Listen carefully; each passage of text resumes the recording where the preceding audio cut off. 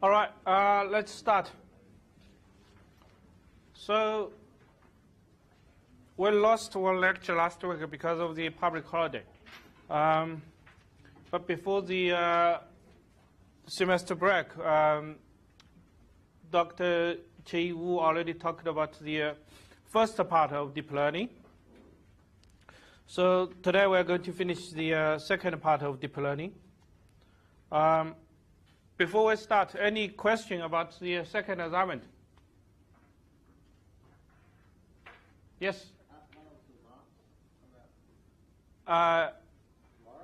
No.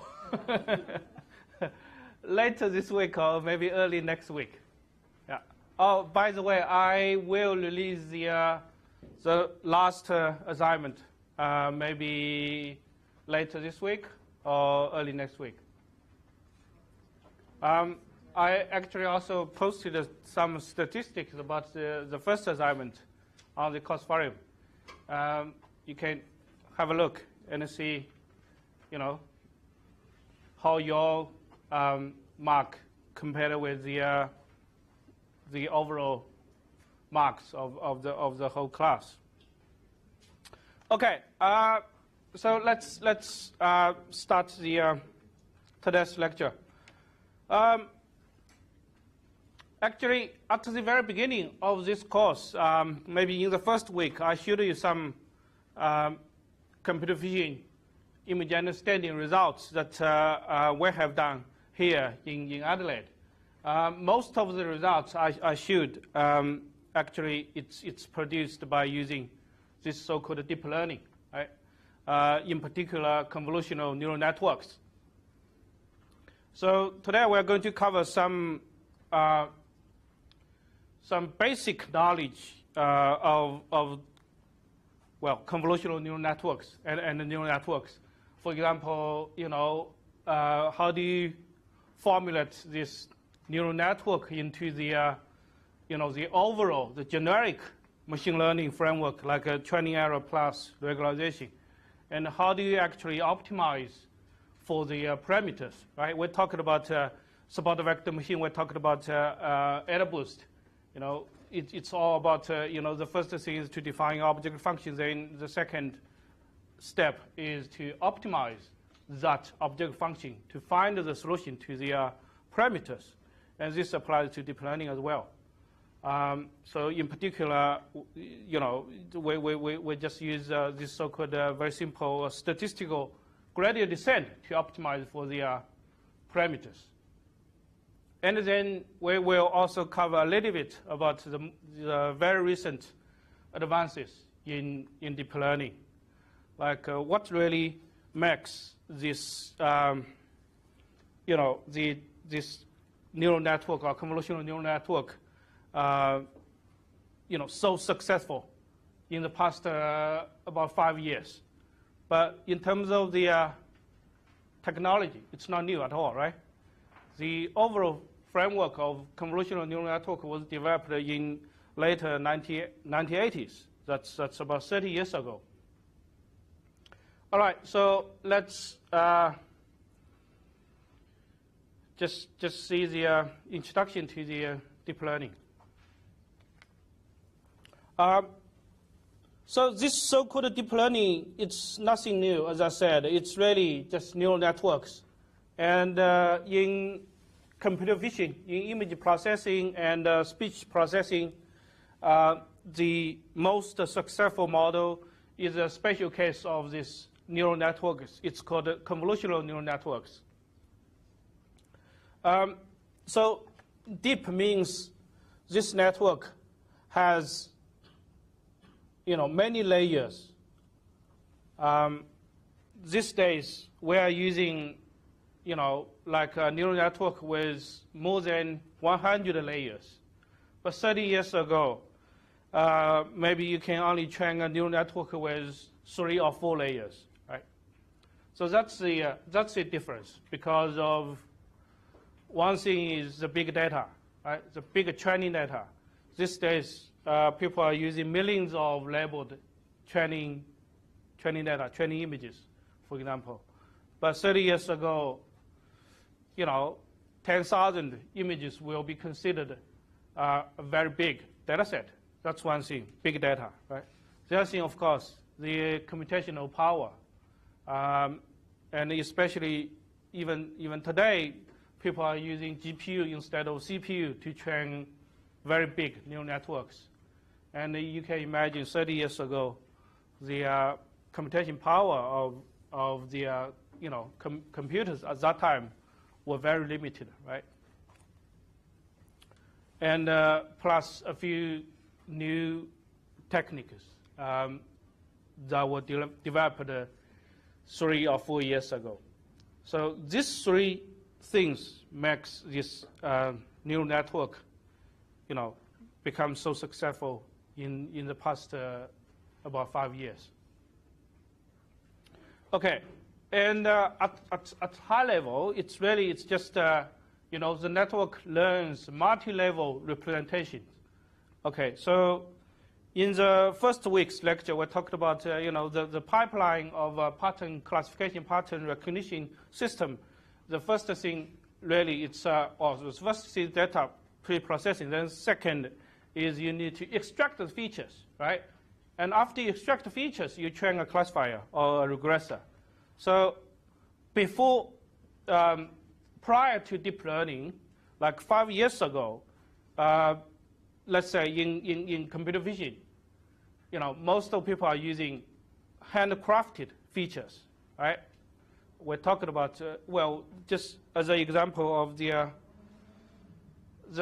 simple case of classifying the different, kinds of fish we talked about. So you can use for example, the size of the scale or the color of the fish as a feature, right? All of these features are heuristic, right? It's basically you just use your prior knowledge and try to use this kind of features as an input to the classifier. So actually, in computer vision, in the past 20, 30 years, most of the time people just use this so-called handcrafted features, right? Use the domain knowledge, use the prior knowledge, try to design, try to engineer powerful features. Actually, in computer vision, one of the very successful feature is called SIFT features. It's developed around 2000. And from 2000 to 2012, almost all the papers in computer vision use SIFT features. No matter what kind of problem you want to solve. For image classification, people use SIFT features. For image retrieval, people use SIFT features. But then with this deep learning, the main difference, and which is significant, is in deep learning, all the features are learned from data. Okay, the features together with the classifier or regressor, they are learned from the training data. So in some sense, it's data-driven feature learning or representation learning. So if you see representation, it means features. Okay. So that's why here we're saying automatic feature learning, right? Instead of using handcrafted features like SIFT or HOG features in computer vision or the MFCC features in speech recognition. Another property of this multi-level feature learning is it's hierarchical. The learned feature is hierarchical. As I said, maybe let's see. Let's check example. Do I have a? Sorry. So, given a neural network with a lot of layers, in the case of let's use the convolutional neural network as an example. the first, the input will be the RGB pixels, image pixels, right? And the first layer of the network mainly learns the age information of the images, right? And the second layer might be learning some, slightly more semantic information, like say some contour of object, right? As the neural network, as the layer, goes higher and higher,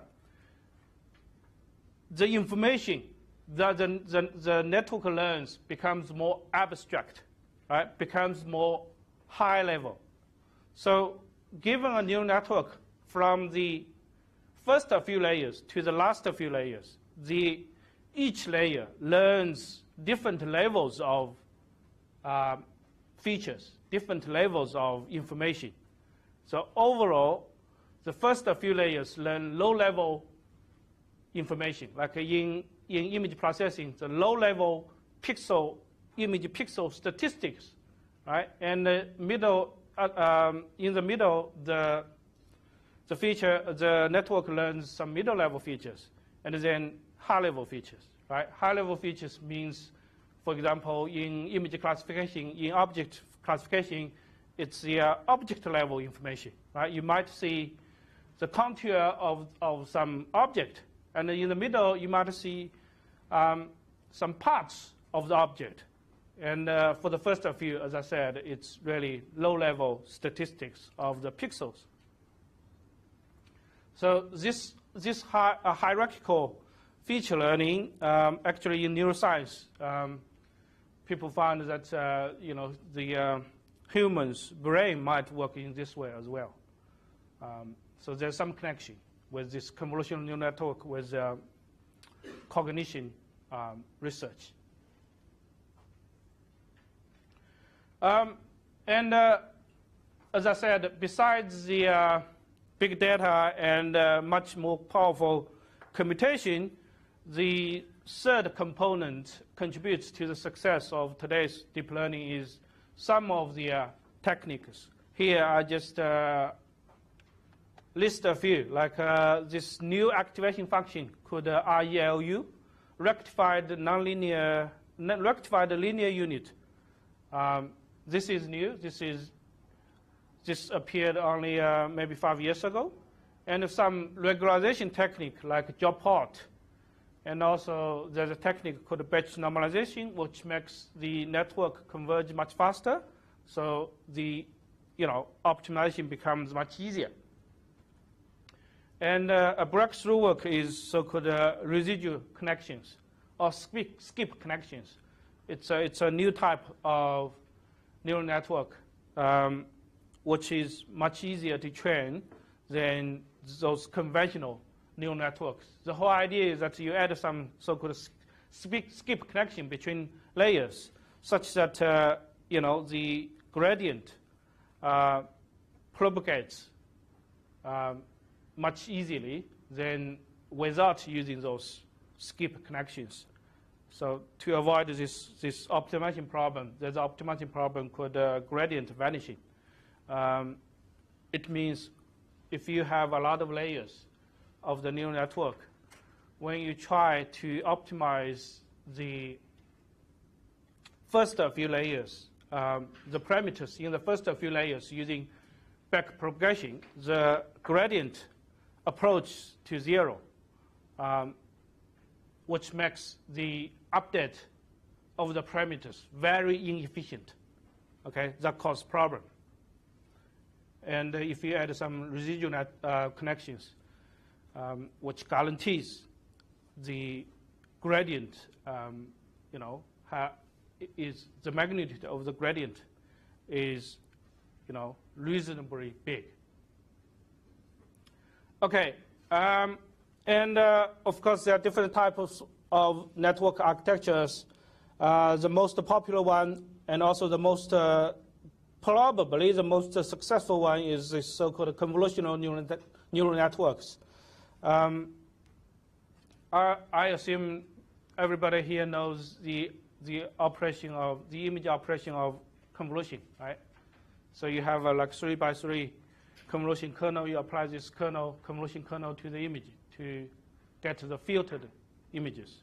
So that's what these convolutional neural networks do, compared with the standard so-called fully connected neural networks.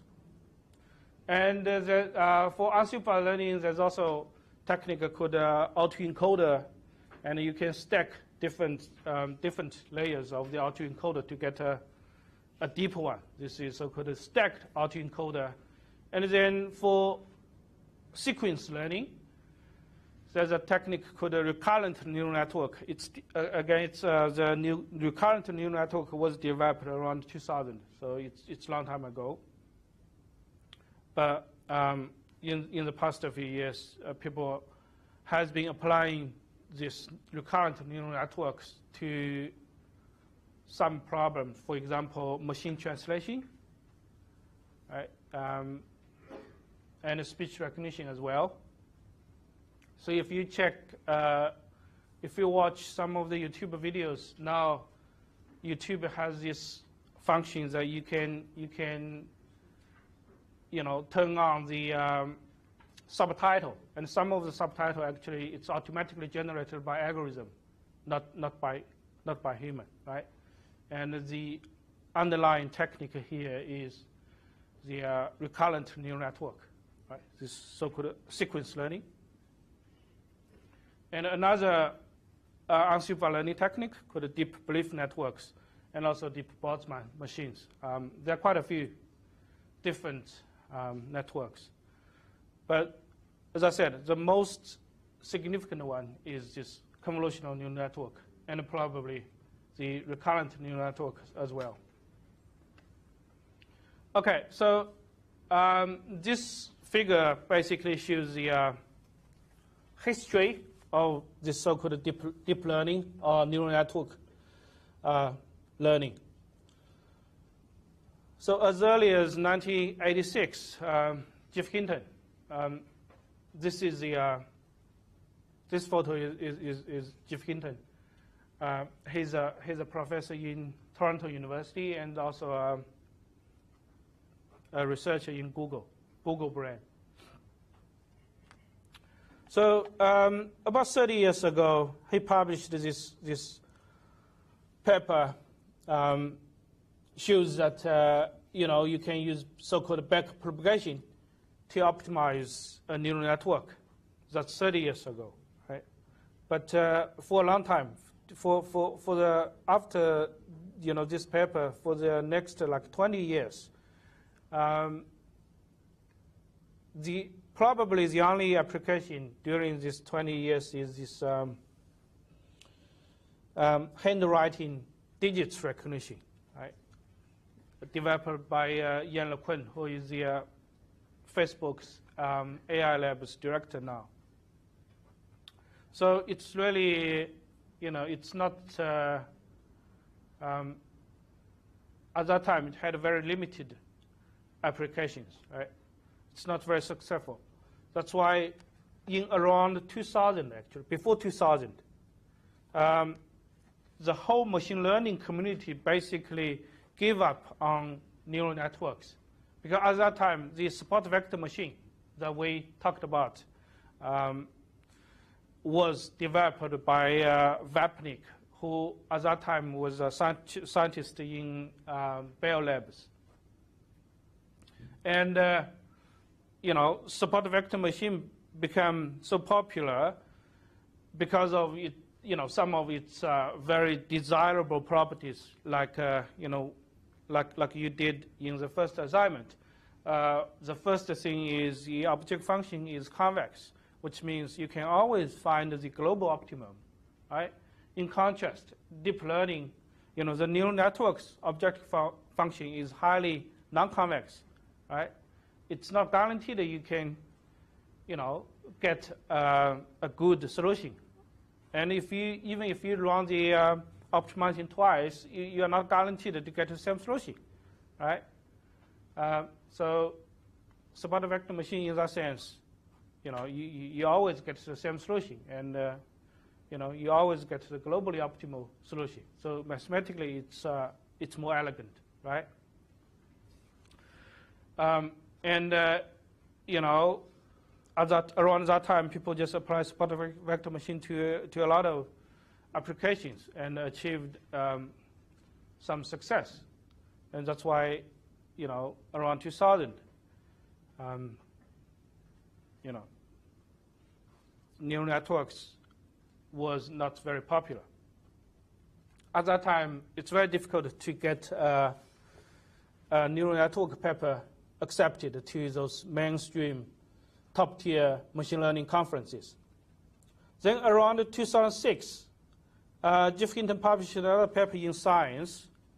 He proposed this so-called deep belief network. The main contribution of this 2006 paper is Jeff Hinton shows that you can actually train the neural network layer by layer, right? Instead of, all the parameters from scratch. He shows that with this layer by layer training procedure, you can actually train a very deep network with, say, 20 layers, right? 10 layers, 20 layers. And then a few years later, in 2011, Jeff Hinton visited Microsoft Research, and he and his students at that time developed this very successful speech recognition system using deep learning. But even around 2011, still it's only applied to speech recognition. So the breakthrough work was a NIPS paper published at the end of 2012. Jeff Hinton applied this convolutional neural network to this so-called ImageNet classification. So the ImageNet has 1.2 labeled images, right? And the task is to categorize each image into 1,000 categories, okay? 1,000 categories of objects. So it's a very challenging task. And in 2012, Jeff Hinton shows that with deep learning, with convolutional neural network, you can achieve much better results than all the other, computer vision systems developed in the past 20, 30 years. Right? I have a figure. I will show you the, the significant improvement with convolutional neural networks on this ImageNet classification. Okay, so now, these days, in those main internet giant companies like Google, actually Google acquired DeepMind, Facebook, Baidu, which is this largest search engine in China, and also Microsoft, IBM, Intel, all of those companies are doing deep learning. Okay, they're applying deep learning to various problems, including image understanding, speech recognition, natural language processing, everything basically, and achieved quite a few success.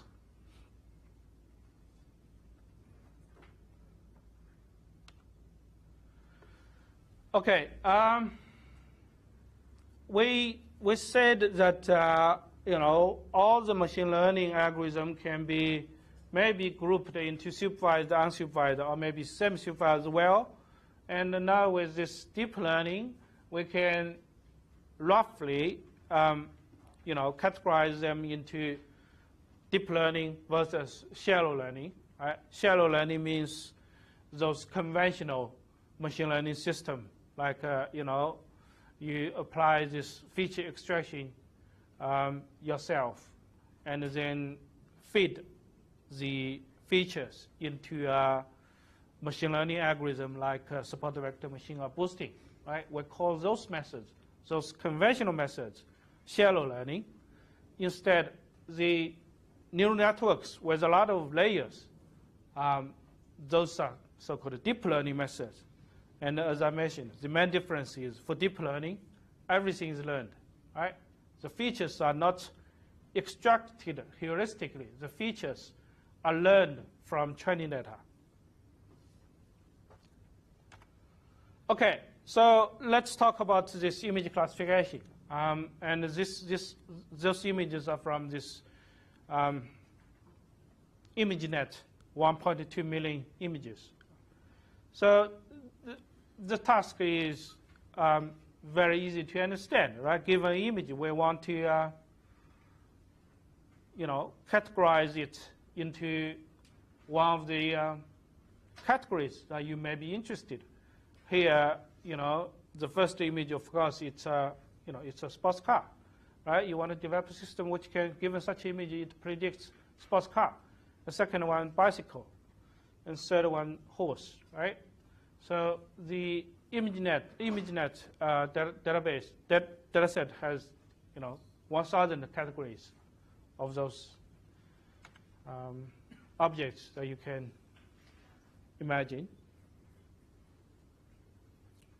Okay, so traditionally, given such a image, right? So what you do is you apply those, handcrafted feature extraction methods. And as I said, prior to deep learning, the most successful one is SIFT. Of course, there are some other features you can apply. For example, the hog feature, and maybe you can also just calculate the color histogram, right?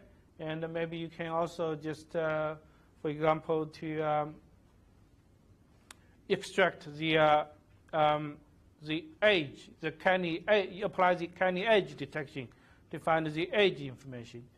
All of those features are handcrafted, are manually engineered, okay? And then after you get the feature, you train a classifier. And actually, as I said, prior to deep learning, one of the most successful ones is support vector machine, right? Before 2012, for everybody is actually use SIFT feature and support vector machine. And in most of the cases, actually use linear support vector machine, just because of it's computationally cheaper than the nonlinear support vector machine. So that's the traditional model. And these days, what you do is you design a neural network model, right, with a lot of layers, with, let's say, 100 layers. And you just feed this image into the network and then train the network, right? So in that sense, the feature learning or the feature extraction is coupled with the classification learning, okay? The parameters of the features plus the parameters of the class, the classifiers, are learned at the same time all together from the training data. Okay, that's a difference.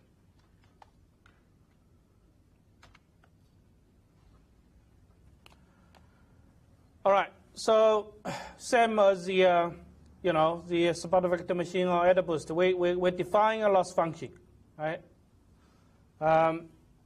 After you define a loss function, you find a way to optimize for the parameters.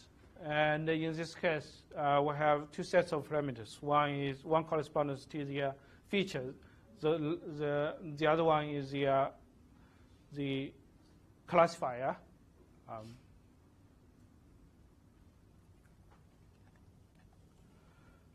So let's see what kind of loss function we use, in deep learning. So we actually haven't talked about multi-class classification, right? We only talked about binary classification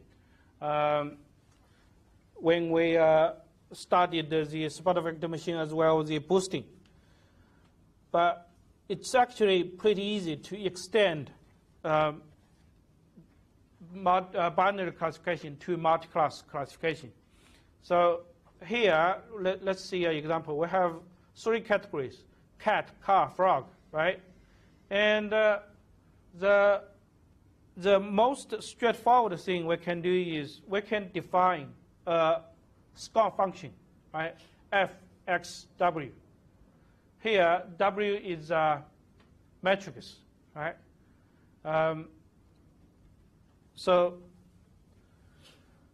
this F, X, W produce a vector which has 3 values, right? These 3 values are the scores for each category, right? For example, if we give such an image, we have the scores 3.2, 5.1, minus 1.7, right?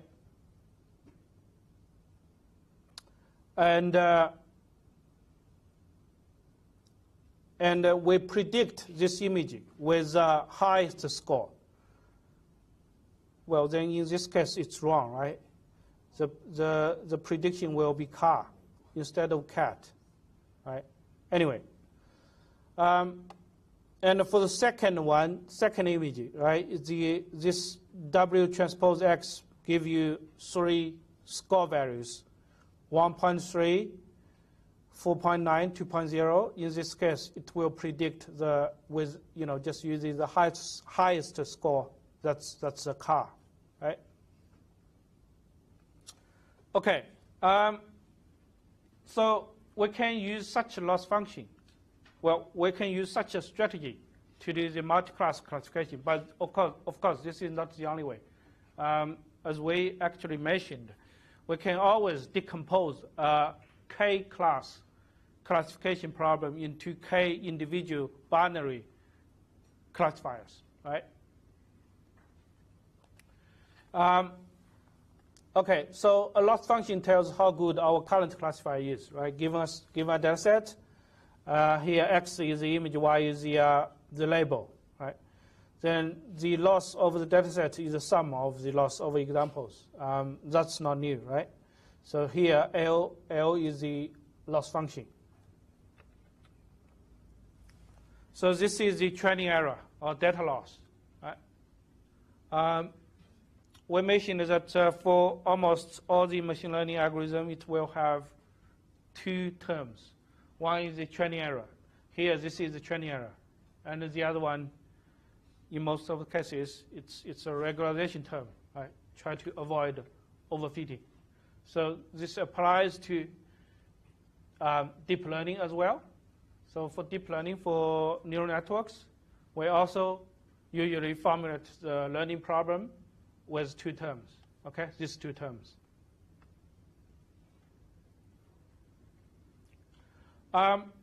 Here, the multi-class classification loss function, sometimes we call it softmax classifier. Really, it has another name. It's multi-nominal logistic regression. And the loss function is actually called cross entropy. I'll just show you what it is. Okay, so the scores here, the raw scores, are just unnormalized log probability of the classes. Okay, this is pretty much the same as the scores of the support vector machine. Okay, the support vector machine score is also unnormalized. It does not have a probability interpolation, right? In order to get a probability interpolation, you need to normalize it. But if we normalize this score, right, to make it sum to be 1, and to make the score always between 0 and 1, then this is pretty much the probability, okay? So S is the score. And this function, this normalization function is called softmax because it's just mimics the max function. And as you know, it's the max function itself is not, it's ugly, right? You will not be able to compute. Well, let's put it this way: it's not everywhere differentiable, right? So we use approximate function for this max function, right? This is called softmax. And we want to maximize the likelihood or the log likelihood. It's the same thing, right? Why is that? Because log is log is actually convex, right? And it's an increasing function. We talked about this a few weeks ago, right? So the objective here is to maximize the likelihood, or equivalently to maximize the log likelihood, right? So this is the log likelihood. Why is that? Why this might works? Just recall in the first week's lecture, we talked about prior likelihood posterior, right? We say that in the Bayesian framework, what you care about is the posterior, right? You want to actually apply this so-called MAP, maximum posterior estimation, right? And we say that if you don't have the prior, or the prior knowledge is the probability of data point belongs to a certain category is, the same, is all the same. It's flat, which means the prior is flat. Then the posterior is the same as likelihood, right? So MAP becomes maximum likelihood. So that's why we just we can just maximize the likelihood to train the classifier, right? Because we don't have any prior knowledge about the distribution of the categories. Okay, so here the loss function is maximum log likelihood, and this is the object function we want to solve, right? So it's the same as minimize negative log likelihood. Okay, so now we know the we have this object function for the multi-class neural network classification. Yes? So in this case, S is going to be a column matrix? S? Well, S is a score, right? S is a score, right? So it's going to be Scalar scalar. for each class. Scalar for each class. S will be, let's say, if you have 1,000 categories, S will be a vector with 1,000 dimensions, right? Exponential to that vector. Yes. Yes. So for given a data point against each category, S is a score. It's a scalar. So if you have K classes, then S is a K-dimension vector. So how do you take the exponents of vector? Point-wise, just for each. That's it? Yeah. Just that simple. Oh, so this is just point-wise for that vector? Well, to take the exponential, yes, it's point-wise. And in the summation, J is just all the possible values of Y? J is the category, the number of the classes. So you sum over all the possible categories? Yes. Yi is a label, right? The ground truth label.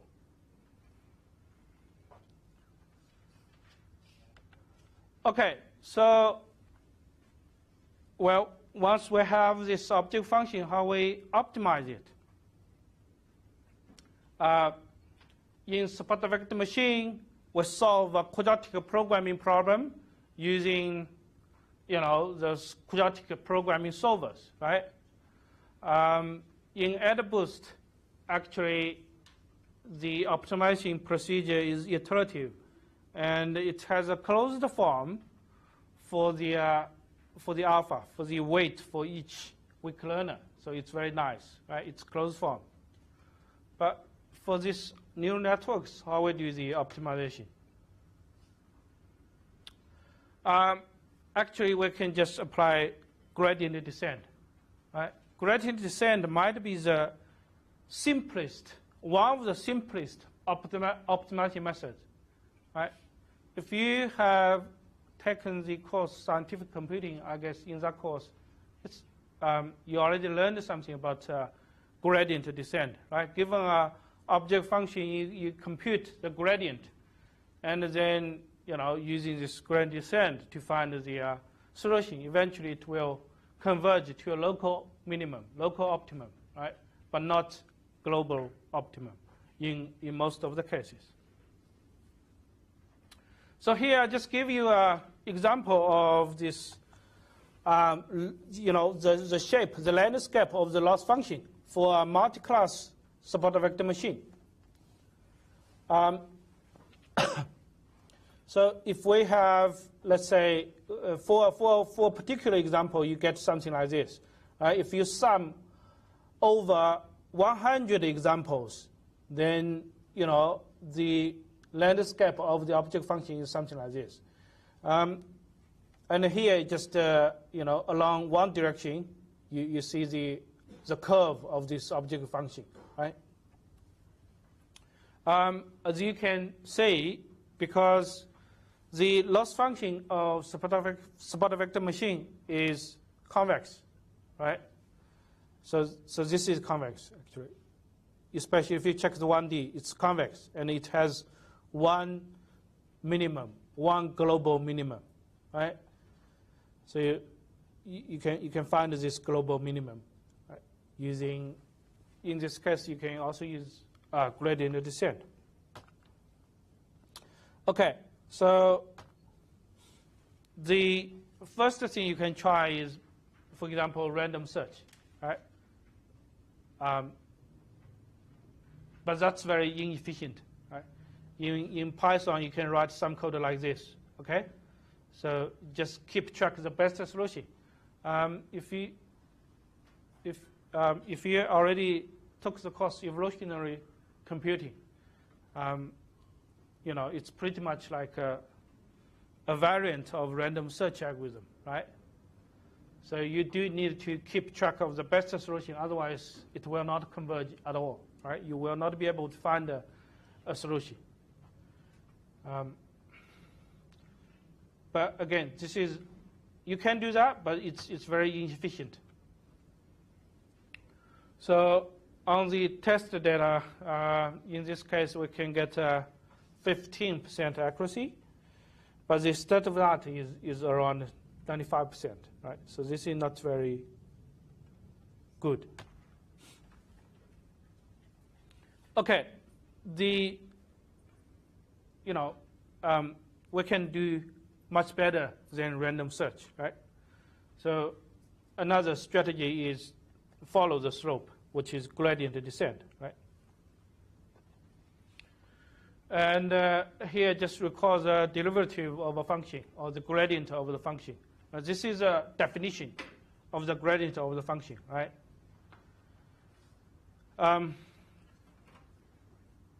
If you have multiple variables in multiple dimensions, the gradient is a vector along each direction. Right. The slope in any direction is the dot product of the direction with the gradient. The direction of the steepest descent is the negative gradient. Right.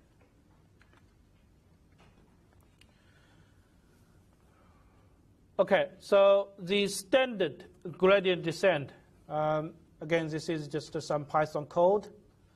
it's just that simple, okay? So the first line is to calculate the gradient, right? As long as you have the loss function, you have the data, and the initialization of the the current value of the parameter, which of the weights, right? And the second line you update the current weights or the current parameters, right? Just minus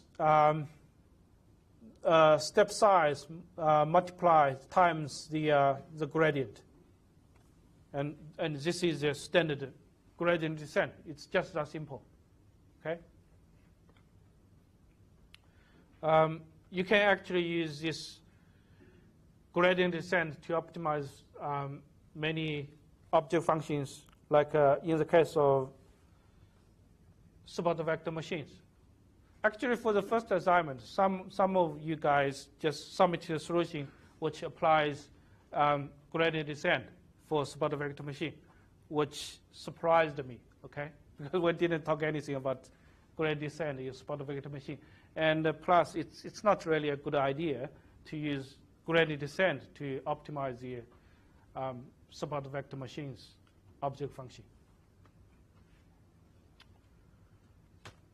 All right, so here just show you some illustration of how gradient descent works, right? So this is the current value for the weight for the parameters, and this is the direction of the gradient, right? So basically, after update, the parameter will move here. Will move along the negative gradient direction. Okay.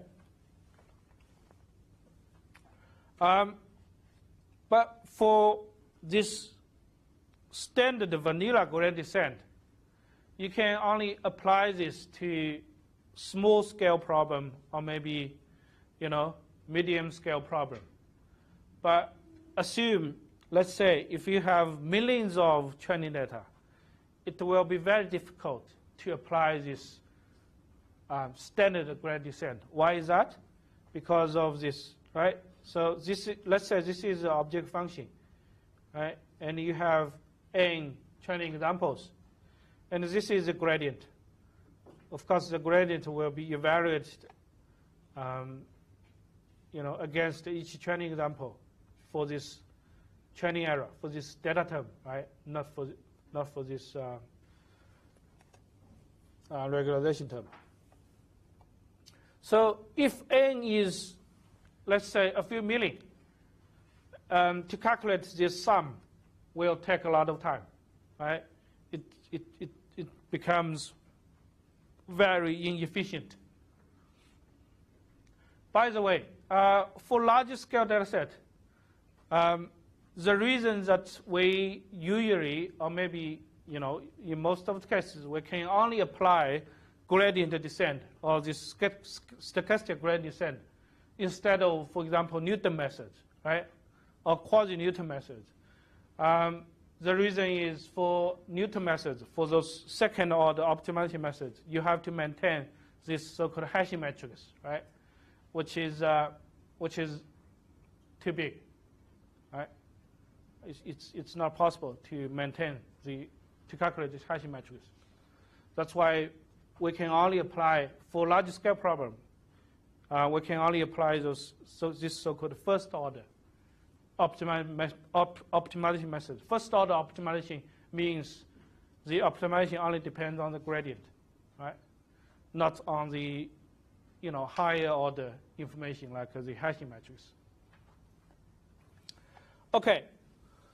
So instead of calculate the gradient over all the training examples, let's say, over 1 million training example, we can just sample a very small subset, right?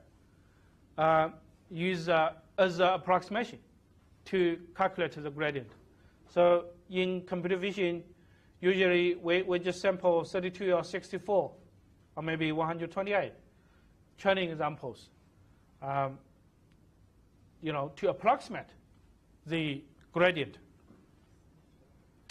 The main reason, of course, it's now, the computation becomes much cheaper, right? Just imagine the sum n equals 1 million and n equals, let's say, 32, right? That's orders of magnitude cheaper, right? The other thing is, and why it works, right? Why we don't need the exact gradient. The reason is in gradient descent, let's say if this is the exact gradient and this is the direction, right? Actually, even when the gradient is not exact, we can still find a local minimum. We can still let's say in this case, converge to this minimum, as long as the overall direction is right? As long as the overall direction is still, goes that way, right? Instead of, go to the opposite. Of course, if the gradient is going to the opposite, you will have a problem, right? But in this case, as long as the overall direction still goes that way, then, maybe it takes more steps, but eventually it will still converge to the, in this case, the local optimum, local minimum here, right? So in that sense, we don't need to compute the exact gradient. Yes? What's the del in the second? What, this one? The delta? LW, Well, delta is a notation for gradient. The first one is, yeah, is there a reason it's coming up? Like, why the first line and the second line? the first line is the objective function. Yeah. The second line is the gradient of the objective function. This is a gradient. All right, so this delta, the notation delta represents gradient. Oh, that's del with respect to W. Yes, yes, that's the gradient with respect to the parameters. Okay, so the important message here is you don't need to calculate the exact gradient. You can calculate approximate of the gradient, okay? Even if the gradient becomes noisy, it's okay. In most of the cases, you can still find the local minimum, right? But now each the computation of gradient for each step becomes much cheaper. The trade-off is now you may need many more steps to converge. And if you use Python to implement this, really it's just you just apply a sampling first, right? You sample, in this case, 256 examples, and then calculate the gradient, update the parameter. All right, so now let's talk about so-called backpropagation. It's really nothing new. It's just the way you calculate gradient. Okay? So let's check example. This is the, well, actually this is the linear support vector machine, right? This is a hinge loss, right? And this is a support vector machine's object function. This is a decision function. And we can represent such a computing with a computational graph, something like this, okay?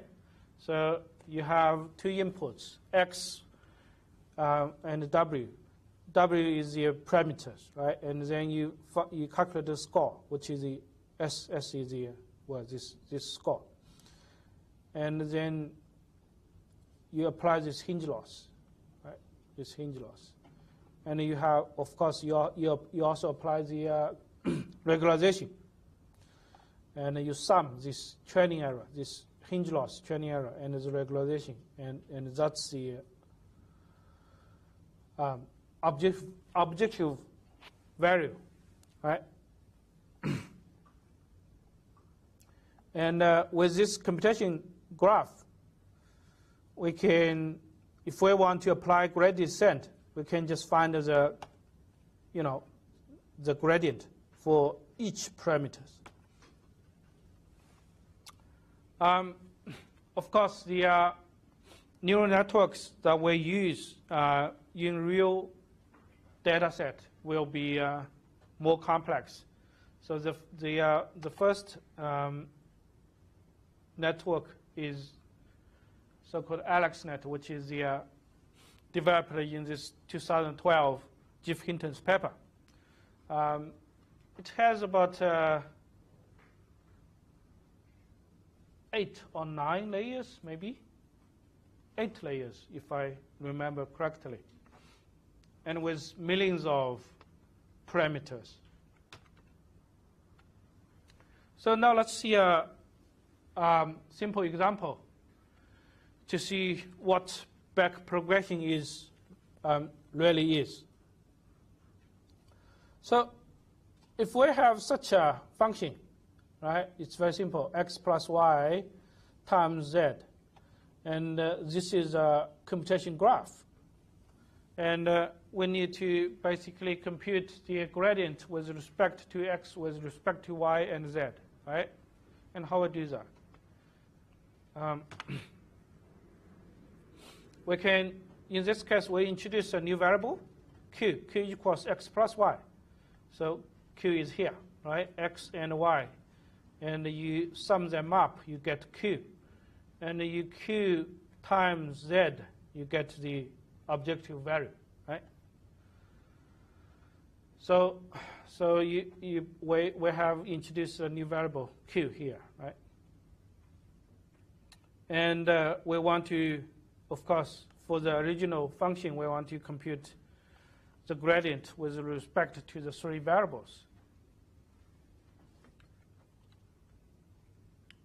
So the first thing is we can compute partial f, partial z, which is, just compute this one, right? It's x plus y, or it's just q, right?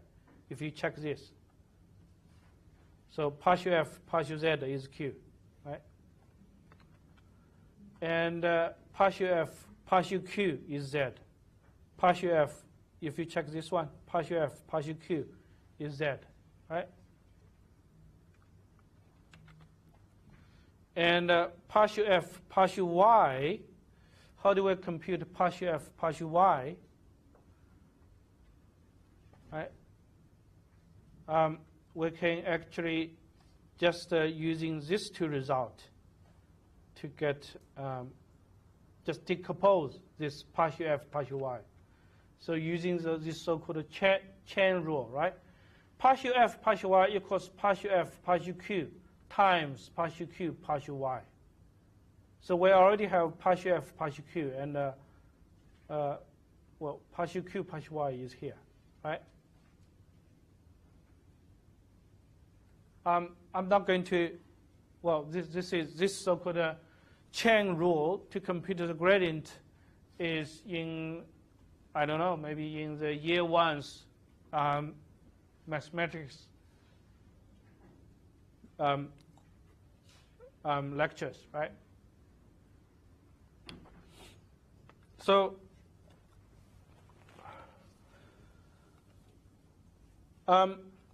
and the same for partial f, partial x, right? Partial f, partial x equals partial f, partial q, and partial q, partial x. Right? And let's check this one. When you compute partial f, partial x, partial f, partial x, you only need to know partial f, partial q, right? This is partial f, partial q, and a partial q, partial x, and a partial q, partial x, right? So the gradient is actually propagated from the last layer. Here the last layer is F, right? F. So you partial F, partial Q, partial F, partial Q. Right? You get this, the gradient of this part. And then you compute the partial Q, partial X, the gradient of this part. Right? So eventually, when you need to compute the gradient of the function with respect to the, in this case, the first layer's variable, you actually compute the second the gradient of the second layer's variable first, right? So in that sense, the gradient is actually propagated from the back, from the last layer of the network to the first layer. So that's why it's called back propagation, because the gradient is propagated from the last layer to the first layer. Okay? But essentially, what you are doing is just to apply this so-called chain rule to compute gradient. Okay, that's the whole idea of so-called back propagation. It's really nothing. It's just the chain rule. You apply the chain rule to compute the gradient.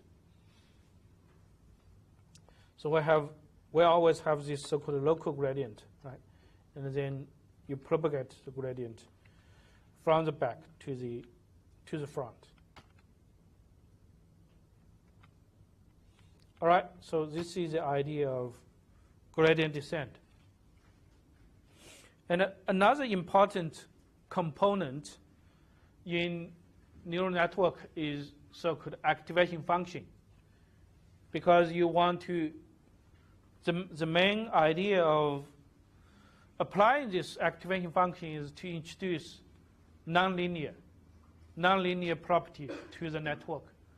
Otherwise, if you don't have this, each layer is a linear computation, then even if you stack a lot of layers all together, the overall function is still linear in terms of the, the variables, right?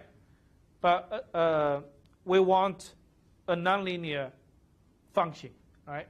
That's why, as we mentioned, a nonlinear SVM with RBF kernel is usually more powerful than a linear support vector machine, right?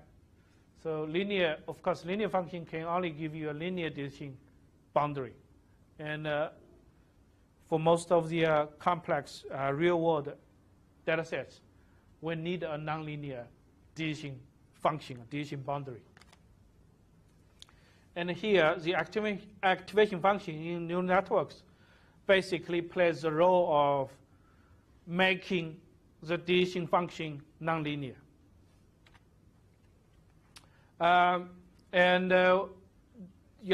People try to explain this with a connection to, the neuroscience, right?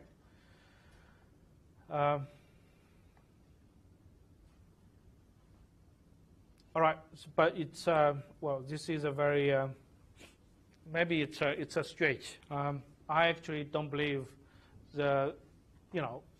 today's neural network is actually having something to do with human's brain. People know nothing about our brain, how our brain works, right?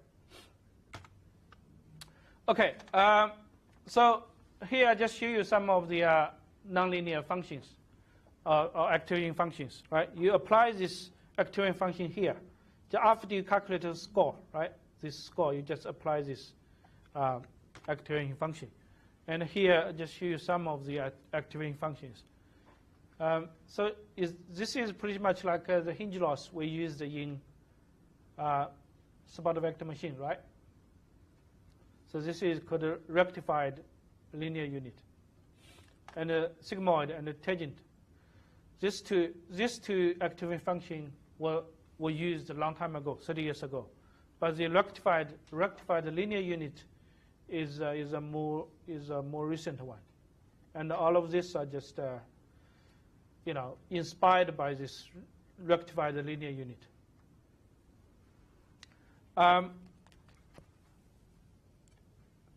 Just remember, in most of the cases these days, people just apply this ReLU activation function, because for a few reasons. One is, the gradient of this function is very easy, right? This part, the gradient is 0.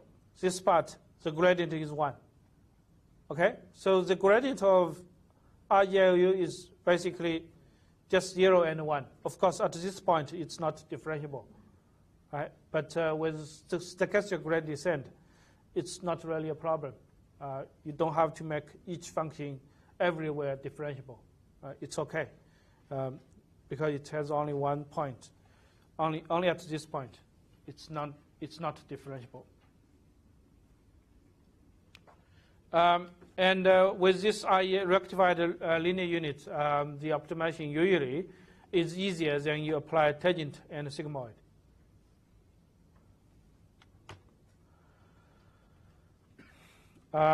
Here, just to show you some of the mathematics properties of activating functions.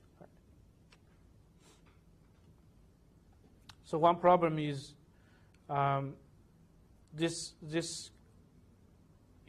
activation, this value is saturated, and the gradient becomes 0, right? The gradient becomes 0 at this part and at this part. So we don't want the gradient to approach to 0, because if the gradient is 0, then when you apply this gradient descent, the parameters will not be updated at all, right? We want the parameters or the weights to be updated efficiently.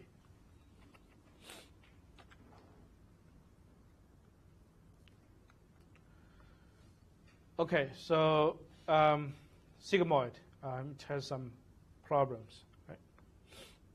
It's the same of the tangent as the tangent.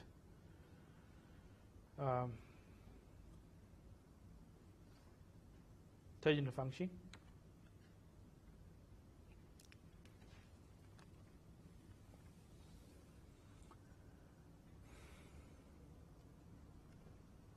All right, so sigmoid, it's another problem is not zero-centered. So again, it causes problem to optimize. The other one is to calculate exponential. Sometimes it can be expensive. The tangent function is pretty much similar to sigmoid, but it just moves the center to the origin, right? Okay, so the rectified linear unit is much better. When x is negative, the gradient is always 0.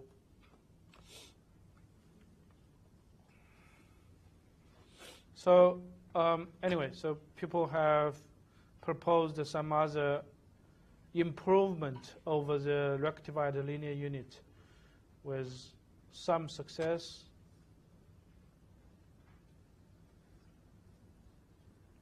Okay, some take-home message is, in most of the cases, you can just use ReLU, right? And you can try leaky ReLU, max out ELU, which sometimes works slightly better. And do not use sigmoid. And you can try tangent, but some. If you use tangent as the activation function for all the layers, the optimization will become very difficult, right? So most of the cases just use ReLU. All right, data pre-processing. So again, as we mentioned in the first week's lecture, for almost any machine learning or pattern analysis system, the first thing you need to do is to pre-process the data. Right? So here in neural networks, we also need to pre-process the data. Just most of the cases just to make the optimization much easier. So you can zero out the data to move the center of the data to the origin, right? Just minus the mean of the data. You can also normalize the data, just by applying this divided by the standard deviation. Right? And in practice, you can also apply PCA, right? Or just applying this whitening process. All right, so for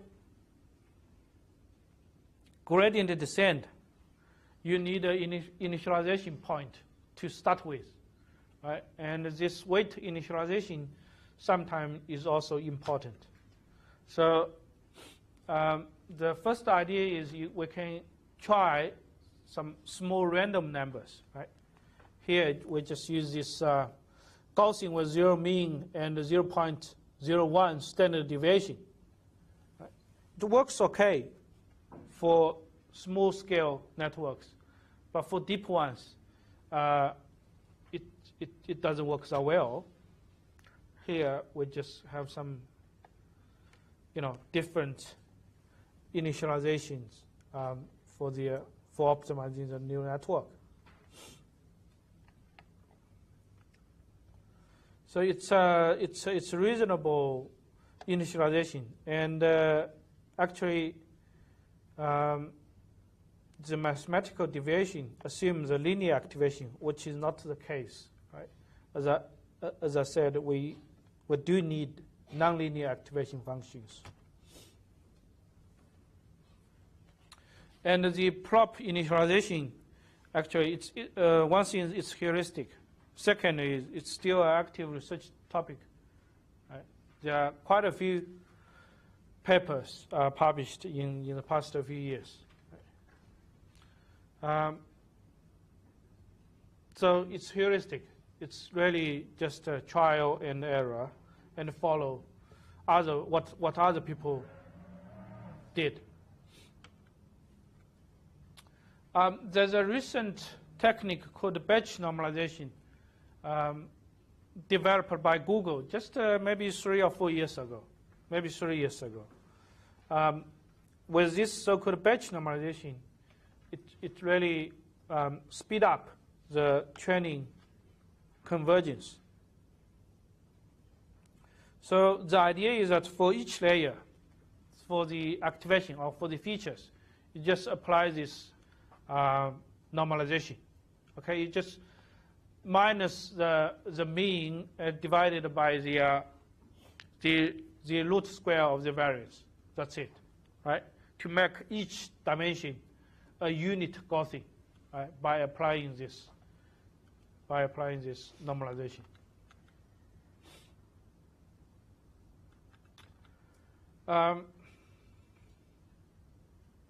Usually, it's inserted after fully connected or convolutional layers, and before nonlinearity, before the activation.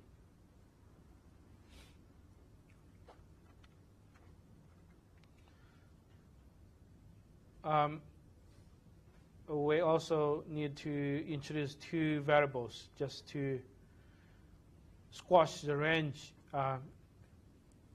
if it's needed. This gamma and beta are learnable parameters.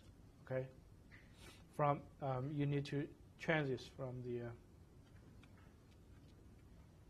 the data.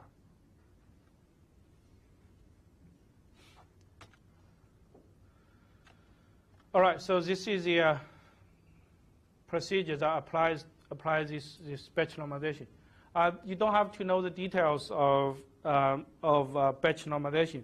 Just to remember, the batch normalization actually helps a lot in terms of the convergence speed.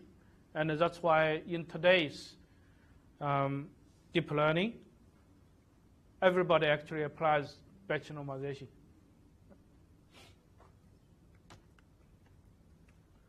Okay, so the last issue is hyperparameter optimization.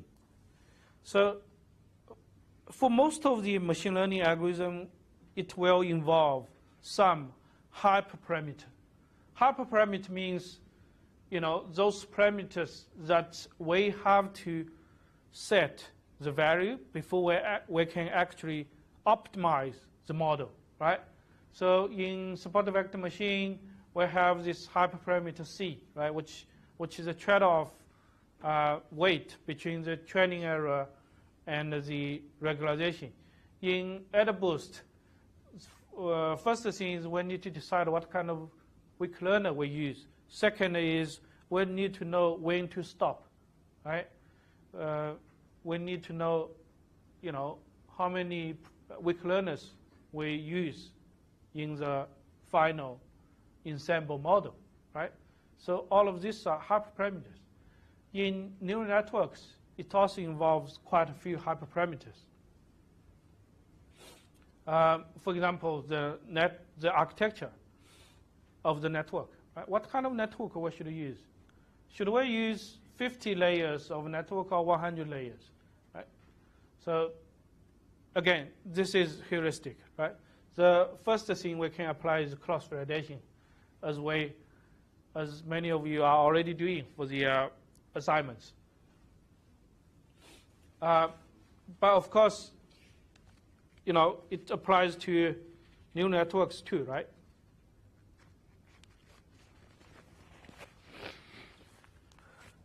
But if you train a very deep network, it can take a lot of time. So some heuristics are, you can say,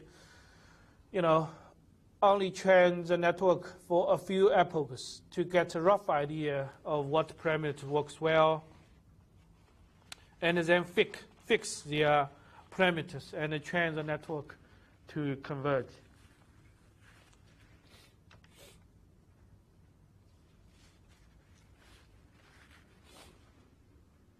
Okay, some of the hyperparameters. One is the network architecture. What kind of network you should use. The other one is the learning rate. Right? And also, there's a so-called weight decay. And then, apply regularization. For example, the dropout, right? It's a technique for regularization.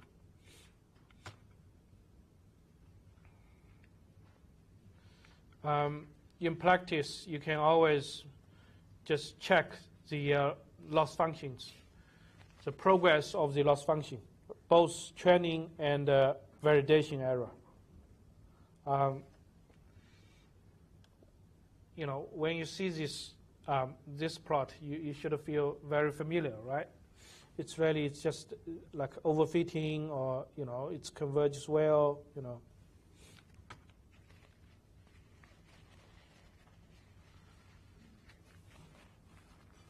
So if you see if you observe such a training curve, which means the initialization may not be good, because for the first a few epochs, the loss didn't decrease at all, right? Which is not good.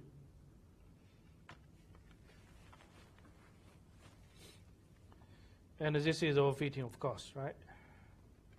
The gap is too big. This is the network of the AlexNet. So it has 8 layers. Right? Yeah, it has 8 layers. So the first few, so this is the input image, right? And the first few are convolution layers, and the last 2 are fully connected layers, and this is the 1,000 categories of classification layer, the final one, right? with softmax. Some other very successful ones include this so-called VGGNet developed by Oxford University and the residual network developed by Microsoft. And also Google has this so-called Google Inception network. You can check this link for a recent summary, or a summary of some recent network. Here, I just give you an overview of the VGGNet, which is very big. It has tens of millions of parameters. And this is the residual network. So the main difference compared with the standard network is now this residual network has this so-called skip connection. So this is a so-called skip connection. Right? It helps the gradient propagate much better. It guarantees that some gradient will flow from the back to the front. And this is the overview of the residual network with 152 layers. Okay, so this is the AlexNet and some of the recent networks on this 100 categories of ImageNet classification. So you can see the top one error. So let's check. So this is a okay. So the shift plus FV is Fisher vectors. It's much worse than this figure. Okay, it's much worse. So the AlexNet 2012, one AlexNet gives you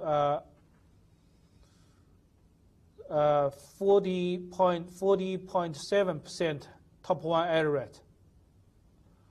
And today, well, with this Inception Resonate V2, the top one error rate decreased to 16.5%, right? Which is much better in about 4 years. Okay, so this area is really, developing very fast. Some of the resources, in case you are interested in knowing more, you can check this webpage. Okay, and there are quite a few, frameworks, coding frameworks. There's MATCOMNet, which is for MATLAB, and a Caffe. It's pretty much now obsolete, right? It's developed by UC Berkeley a few years ago, but now I don't think it's maintained anymore. Theano, it's developed by Montreal University. It's obsolete now, but the PyTorch is very popular. Okay, PyTorch is developed by Facebook. Actually, they just released the PyTorch 1.0, version 1.0. And the TensorFlow is developed by Google. It's very popular. And the Keras is a wrapper on top of TensorFlow. It's also developed by Google. And MXNet, it's now developed by Amazon. So if you want to learn something, I strongly recommend PyTorch. Okay, it's very simple. It's the design philosophy is much simpler than the TensorFlow. TensorFlow is a little bit heavy. Okay, if you want to use TensorFlow, I recommend Keras on top of TensorFlow. MXNet is good too. All right, so that's all for today's lecture. But I want to mention that I also uploaded 2 links. One is this link, Understanding Backpropagation. Everybody should check these slides. I find this slide is very intuitive. It's very easy to understand. So check these slides. Try to understand what backpropagation is, how it works. Right? We already mentioned a little bit, but after the class, you should go through these slides and try to understand more. All right? And I also mentioned this book. Okay, so this is the Bible for deep learning. Okay, if you want to learn deep learning, or let's say if you want to find a job in deep learning, you really should read this book, the whole book. Okay, you can. Well, the online version is free, and I believe our library might have 1 or 2 copies. It's a big book. It has about 700-800 pages, but it really covers everything, right? The author, Joshua Bengio, is one of the pioneers, one of the 3 pioneers, along with Jeff Hinton and Ian LeCun in deep learning. So read this book. By the way, I'm reading this book. All right, so that's all for today.